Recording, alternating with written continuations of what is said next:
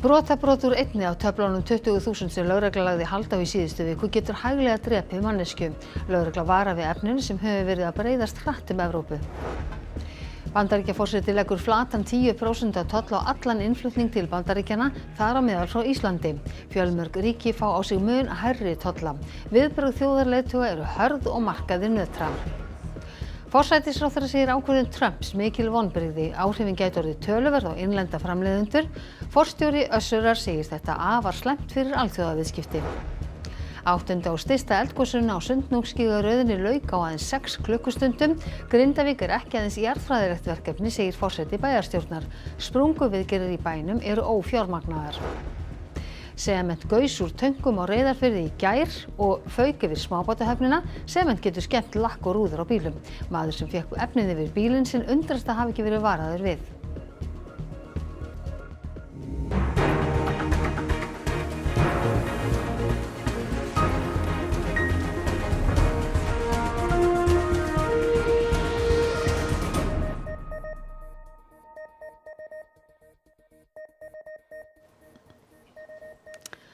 Komið þið sæl.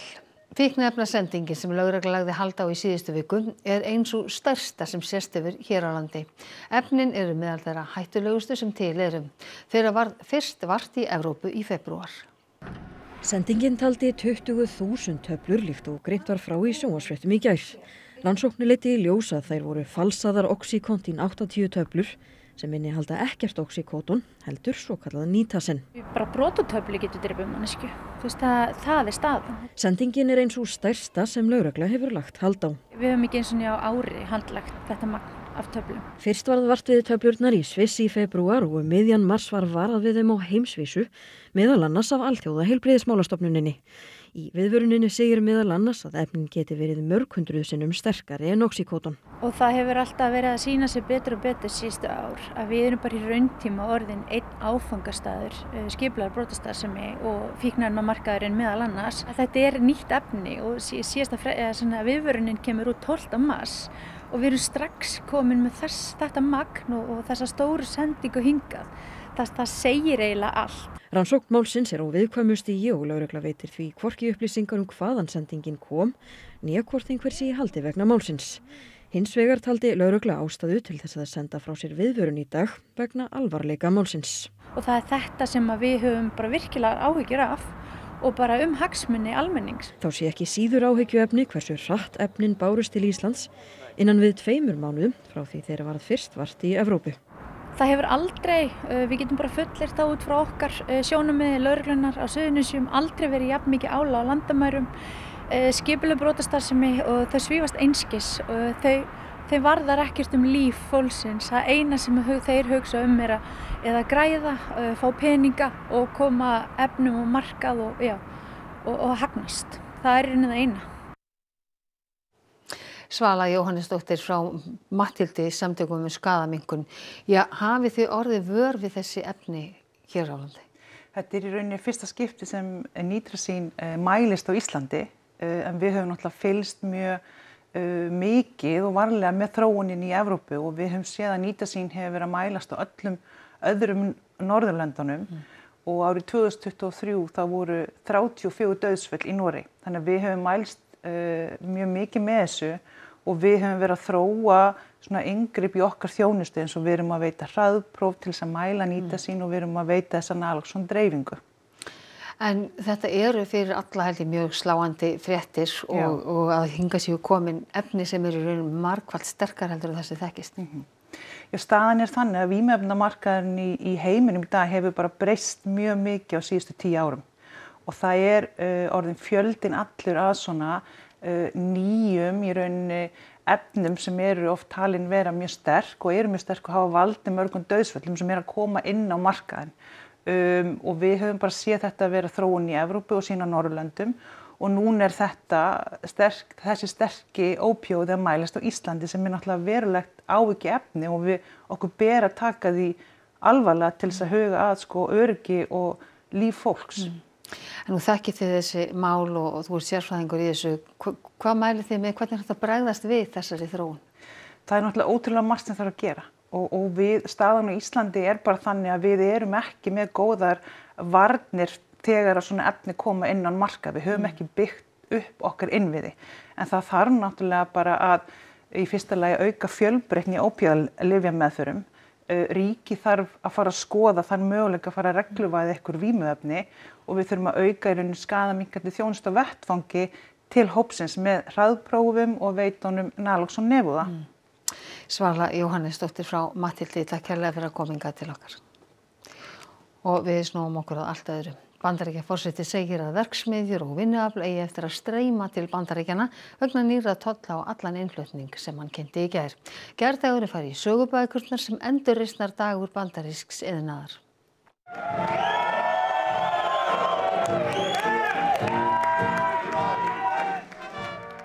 Blaðamannafundarins í Rósagarði Hvítahússins hefði verið beðið með mikilli eftirvæntingu. Enginn vissi á hvaða ríki tollar yrðu settir og hve háir þeir yrðu. Á meðan Trump gekk í ræðustól undir lúðrað þyt og fagnaðarlátum viðstaddra, stóðu áhorfendur heim allan með öndina í hálsinum. For decades our country has been looted, pillaged, raped and plundered by nations near and far, both friend and foe alike. Trump tilkynnti að 10% lágmarkstollur yrði settur á allan innflutning til Bandaríkjanna en hærri tollur yrði þó settur á fjölmörg ríki. 25% tollur yrði settur á innflutning á bílum. Ísland á mikið undir því að Bandaríkjamarkaður sé hagstæður. Við flytjum töluvert út af lækninga og stoðtækjum, fiski, lyfjum, svo ekki sé minnst á tengiflugferðir milli Evrópu og Bandaríkjanna og komu bandarískra ferðamanna hingað til lands.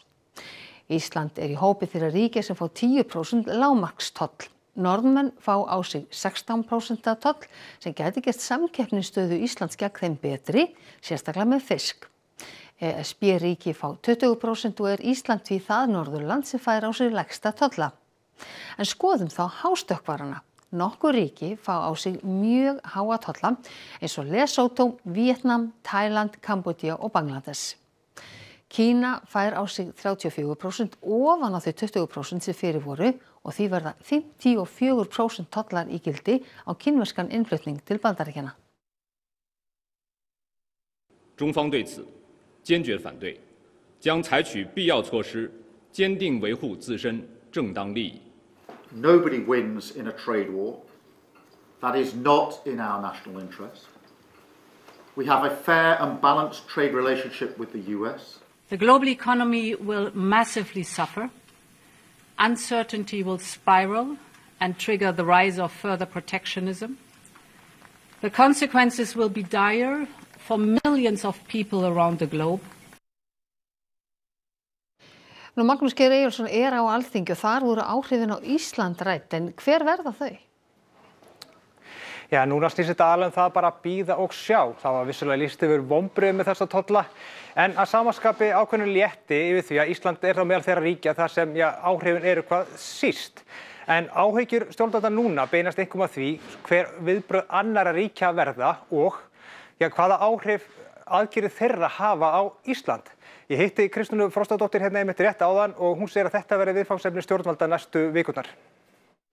Ég hef ekki alltof miklar áhyggjur af þessari hækkun per se, þó við munum berjast gegn henni, við munum ræða við fulltrúa okkar í Bandaríkjunum, við munum halda okkar hagsmunum á lofti. Við höfum kannski meiri áhyggjur af svona viðbragðsáhrifum. Ef að allt alþjóðasamfélagið fer á fullt, gagnkvæmnistollar koma á. Þess vegna hefur við átt til dæmis í mjög virku sambandi við Evrópusambandi og ég fer og mun funda með framkvæmdastjóra Evrópusambandsins í næstu viku og Ursulu von der Leyen til þess að passa upp á hagsmuni Íslands, að við lendum ekki í ESB-tollum með að koma gagnáhrif. Já, þetta sagði Kristrún Frostadóttir forsætisráðherra, en hér hjá mér er einnig manneskja sem þekkir vel til þessara mála. Þetta er Þórdís Kolbrúnu Reykjavík Gylfadóttir, fyrrum utanríkisráðherra og nú þingmaður Sjálfstæðisflokksins. Þórdís, er eitthvað sem íslensk stjórnvöld geta gert annað en bara að mótmæla þessu formulega og kyngja tollunum? Nei, ég meina forseti Bandaríkjanna hefur heimild til þess að leggja á tolla. Það þýðir ekki að það sé skynsamleg ákvörðun eða skynsamleg þróun. Það fer eftir því hvernig önnur lönd bregðast við, en þessi nýji veruleiki og hættan á því að þetta haldi áfram, það er ekki góða fréttir fyrir okkur. Það sem við getum gert er auðvitað bara að tryggja okkar hagsmuni, tryggja svona þann skilning sem þarf að vera til staðar í Bandaríkjunum Og síðan þarf atvinnulífið að halda áfram að framleiða framúrskarandi vörur þannig að við getum áfram verið þetta útflutningsdrifna hagkerfi sem við erum. Ég meina við erum ríkt og sterkt samfélag vegna þess að við seljum útlendingum vörurnar okkar. En þetta snýst ekki bara tolla, þetta snýst líka bara gjörbreytingu á því heimskerfi sem við þekkjum. Bæði viðskiptakerfið sem Bandaríkin byggu til hefur reynst vel og líka svo bara heimspólitíkina. Hvernig sér þróunina bara næstu vikur og mánuði? Já, það er alveg rétt. Þetta hangir allt saman. Þetta er ekki einangrað tilfelli og tilvik. Bandarísk stjórnvöld virðast vera að gera bara fara mjög mikla stefnubreytingu frá því þetta svo alþjóðakerfi sem að þau sjálf eiga stærstan þátt í að hafa byggt upp og hefur fært Vesturlöndum bætt lífskjör og lífsgæði og sérstaklega okkur hér. Þannig að við þurfum að vera mjög vakandi, vanda okkur, vinna okkar heimavinnu og ég því miður held að tímandi framundan verði erfiðar en við höfum séð svona undanfarið. Takk fyrir það, Þórdís Kolbrún. Já, og kannski bara bæta við þetta. Í dag hefur verið rædd fjármálaáætlun, sú umræða átti að standa fram á kvöld og á morgun líka. En hún er rauninni öll komin upp í uppnám eftir að stjórnarandstaðan gerði athugasemd við það að það vantaði haugað upplýsingum í áætlunina. Þingflokksformenn hafa setið á fundi núna síðustu 2 tíma, það er búið að fresta þingfundi ítrekað. En við ætlum að fylgjast með áfram og látum vita í 10 fréttum hver niðurstaðan verður. Takk fyrir það, Magnús Geir Eyjólfsson á Alþingi. Við höfum ekki sagt alveg skilið við tollamálin. Því forstjóri Össurar segir tollana slæmar fréttir og almennur 10% tollur sé komin til að vera í alþjóðaviðskiptum. Þar á bæ sé enn reynt að átta sig á áhrifunum. Ég held að sé óhætt að segja að þessi sviðsmynd sem birtist okkur í gær er í svartari endanum, ef svo má segja, og alveg deginum ljósara að við erum komin inn í nýtt umhverfi hvað alþjóða viðskipti varðar. Bandaríkin eru stærsti markaður stóðtækjafyrirtækisins Össurar, 45% sölu þess þar og breytingarnar munu því hafa áhrif á fyrirtækið. Össur með framleiðslu víða í heiminum og starfar allstaðar þar sem einhvers konar heilbrigðiskerfi eru. Nokkuð síðan Bandaríkjaforseti boðaði tollahækkanir og Sveinn segir mikla vinnu hafa staðið yfir í fyrirtækinu mánuðum saman þar sem ýmsum möguleikum hafi verið velt upp. Við erum ennþá að vinna okkur í gegnum þetta, það eru mörgum spurningum ósvarað, það eru mögulega einhverjar undanþágur. Það hefur lengi vel verið samkomulag í gildi milli þessa stærstu þjóða að vörur sem að styðja við þá einstaklingar sem eru með varanlega hreyfanleika áskoruna, þær séu undanskildar tollum. Við höfum eftir að sjá hvort að það sé ennþá þannig. Enn eigi eftir að útfæra tollafyrirkomulagið og því ríki mikil óvissa. Til dæmis hvað Evrópusambandið geri. Sambandið gæti sett á innflutningstolla og þar sem Ísland ekki hluti á tollabandalaginu þyrfti að semja þeim megin líka. Ljóst sé að eftirspurn eftir framleiðslu Össurar eigi þó ekki eftir að minnka. Ísland lendir í lægsta þrepi með 10% toll sem Sveinn segir jákvætt í stóra samhenginu. Og þetta virðist vera bara nýtt gólf, þessi 10% tollar. Svo eru lönd með það sem hafa verið lagðir talsvert hærri tollar og uppleggið er eins og það gefið þessum löndum tækifæri á að semja sig eitthvað niður, en þetta 10% gólf virðist vera komið til að vera og þetta er kannski líka bara stóra breytingin og þessi nýji heimur sem eru komin inn í hvað alþjóða viðskipti varðar og þetta eru auðvitað ekki góðar fréttir fyrir alþjóða viðskipti. Jón Bjarki Bentsson, aðalhagfræðingur Íslandsbanka. Hver verða svona áhrifin helst á alþjóða viðskipti? Það er náttúrulega gífurlega óviss ákvarðað núna og ég held að það sé hægt svolítið að leggja upp 2 sviðsmyndir. Sú sem er líklegri að ég held og hagfelldari leið er að þessi tollaórói, þetta tollastríð sem við svolítið komum í gang, verði svolítið bundi við Bandaríkin gegn öðrum stórum viðskiptablokkum. Og mér heyrist sá tónn sem hefur verið sleginn hjá mörgum ráðamönnum í helstu iðnríkjum svona vera hníga svolítið í þá áttina sem að væru góða fréttir fyrir okkur. Því að þráttur allt er drúgur meirihluti okkar utanríkisviðskipta við aðra en Bandaríkin. Og það myndi þá þýða að svona sá strúktúr sem hefur verið við lýði í alþjóða viðskiptum sem að byggir á greiðum leiðum á fjölþjóðlegum framleiðslukerfum og helst sem minnstum tollum og viðskiptahindrunum, það myndi í stórum dráttum enn verða við lýði þó að sambandið við Bandaríkin breytist hvað þetta varðar. En nú virðist vera að þessi tíðindi valdi miklum titringi á hlutabréfamörkuðum. Já, það er óhætt að segja það. Við sáum alla markaðum víða veröld lækka verulega í dag, held ég geti fullyrt, þar á meðal markaði hér heima og ekki síst hefur auðvitað sú lækkun raungerst í fyrirtækjum sem að eiga mikið undir þessum greiðu framleiðslukeðjum og viðskiptaleiðum. Já, tvö dæmi sem að flesti þekkja eru Nike og Apple. Nike er með mikla framleiðslu á sínu skottaugi í Víetnam sem að fekk einna hæstu tollaprósentuna á þessum dæmalausu spjöldum sem að Trump sýndi á fundinum í gær. Og svo auðvitað er sama með Apple hvað þetta varðar að þar er stór hluti af íhlutum í þeirra tæki og tól framleitt í Asíu. Þannig að þetta væru slæmar fréttir fyrir þá ef að framleiðslukostnaðurinn margfaldast eða hækka verulega sem þessu nemur. Jón Bjarki Bentsson, takk kærlega fyrir að koma og svara þessu spurningum hérna hjá okkur. Og þá erum við að fara að tala allt annað því jarðskjálftar með upptök milli Tröllatengi og Kleifarvatns fundust greinilega á höfuðborgarsvæðinu rétt upp úr klukkan 6. Sá öflugasti var 3,6 að stærð. Þetta voru svokallaðir gekkskjálftar. En stysta eldgosi á Sundhnúksgígaröðinni er lokið og það stóð í rúmar 6 klukkustundir. Óvissa er framhaldið því mikil smáskjálftavirkni er við norðurenda kvikugangsins 4 kílómetra norður á Keili. Vísindamönnum þykir ólíklegra að fara að gjósa þar. Sigdalur hefur myndast á hinum 20 kílómetra langa kvikugangi á milli Keilis og Litla Skógfells. Þar er kvika á 1,5 kílómetra dýpi. Landsig er hætt í Svartsengi en það nam 25 cm. Á þessari gervitunglamynd sjást sprungur á Reykjanestá þar sem skjálfti af stærðinni 5,3 varð í fyrradag.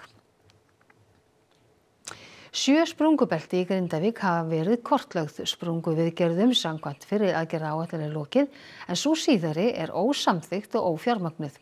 Enn koma ný holrými í ljós. Yfirborð í Grindavík tekur sífelldum breytingum. Í gær voru nýjar sprungur kortlagðar, allar smáar og flestar í austurhluta bæjarins. Forseti bæjarstjórnar Grindavíkur býr við gömlu kirkjuna syðst í bænum. Þar er enn lokað svæði með appelsínugulum flöggum því þar á eftir að rannsaka sprungu betur. Annars staðar er búið að rannsaka en ekki búið að taka niður flögg eða minnka bannsvæði. Það var bara líka mikilvægt að vera með niðurstöðu skýrslunar að fjarlægja í rauninni þessi flögg þar sem er búið að laga og kvitta út þessi svæði. Þannig að við viljum bara líka jákvæða ásýnd fyrir bæinn. Ásrún á við viðamikla jarðkönnunarskýrslu fyrir Grindavíkurnefnd og almannavarnir sem nú hefur verið birt á vef almannavarna. 7 ný sprungukerfi eru í bænum. Stærstu sprungurnar eru Stamphólsgjá í bænum Miðjum sem var vel þekkt áður og Hópsprunga. Hinn sprungukerfin eru austar. Að við vorum að finna rosalega mikið af sprungum sem voru ekki sjáanlegar á yfirborði. Stór Sigdalur mest 1,5 metra djúpur myndaðist 10. nóvember 2023 í vesturhluta bæjarins. Nýjar sprungur mynduðust þá og eldri sprungur aflögðust og stækkuðu. Í gosinu í janúar í fyrra myndaði Sigdalur austar og rishryggur er á milli Sigdalanna. Nýjasta holrými sem komið hefur í ljós er á fótboltavellinum vestan við Hópið. Þar sáust nýlega dældir á yfirborði. Á loftmynd frá 1954 sást þar holur en þær voru orðnar stærri í fyrra. Þar var að grafa niður og þá kom stóreflis holrými í ljós. Svo sáum við líka að umfangið af sprungunum eftir því sem við opnuðum fleiri staði var miklu meira heldur en maður gerir sér grein fyrir. Grindavík er ekki bara jarðfræðilegt verkefni, þetta er pólitískt verkefni og samfélagslegt. Áfram þarf að vakta sprungur í Grindavík og það býður stjórnvalda eða Grindavíkurnefndar að ákveða hvort farið verður í annan áfanga sprunguviðgerða. Við viljum bara að verði farið tafarlaust í þennan næsta áfanga og það er mikilvægt, bæði fyrir okkur sem íbúa og fyrir fyrirtækin á svæðinu að það sé von. Sement gaus upp úr töngum á Reyðarfirði í gær og féll á bíla og báta í smábátahöfninni. Tilkynning var ekki send út og maður sem fékk efnið yfir bílinn sinn undrast að hafi ekki verið látin vita. Reyðfirðingar ráku upp stór augu og börnin í skólanum héldu að kviknað væri í þegar byrjaði að rjúka upp úr sementsílónum við höfnina síðdegis í gær. Verið var að landa sementi og sjónarvottur telur að sementsgosið hafi staðið yfir í 10 mínútur. Smábátahöfnin fékk strókin yfir sig og bátar voru útbíjaðir í dag. Bátaeigendur voru sumir mættir til að skola af bátunum eftir hádegi og leist ekkert á að láta sementið liggja. Aðrir vissu ekki af því sem gerst hafði.